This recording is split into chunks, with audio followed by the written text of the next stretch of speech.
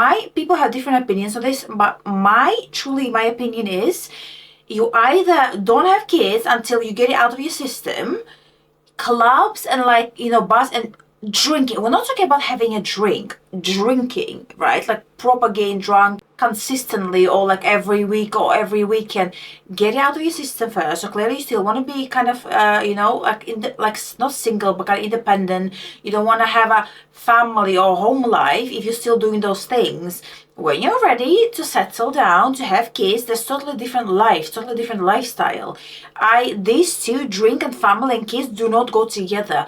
Yeah, it's nice to have a little drink maybe on a Friday with your family, or like maybe to go out once, sometimes to meet your friends or some kind of event or something. But if you're doing it every weekend, like there's an issue. Clearly you want to be leading a different lifestyle, whilst your wife is stuck at home with the kids. Decides he's gonna leave for the night, says he's gonna stay at a friend's house. The daughter's birthday was on Friday, doesn't spend it with her. Saturday morning, she doesn't get any type of phone call or text message from the husband. Yeah. And then she doesn't hear anything about him until later on that night.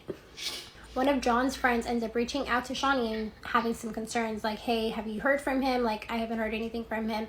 And so she's like, let me see what's going on. So she goes onto WhatsApp and she goes and sees that he hasn't been on the app since 10 a.m. that morning. Okay. And that immediately alarmed her because he's always on his phone. So the fact that he hadn't been on the app since 10 a.m., she was like, something's definitely wrong. The kids were actually in the bath at the time, so she got them out, got them dressed, put them in the car. They started heading over to the car dealership garage, and she ends up calling his business partner.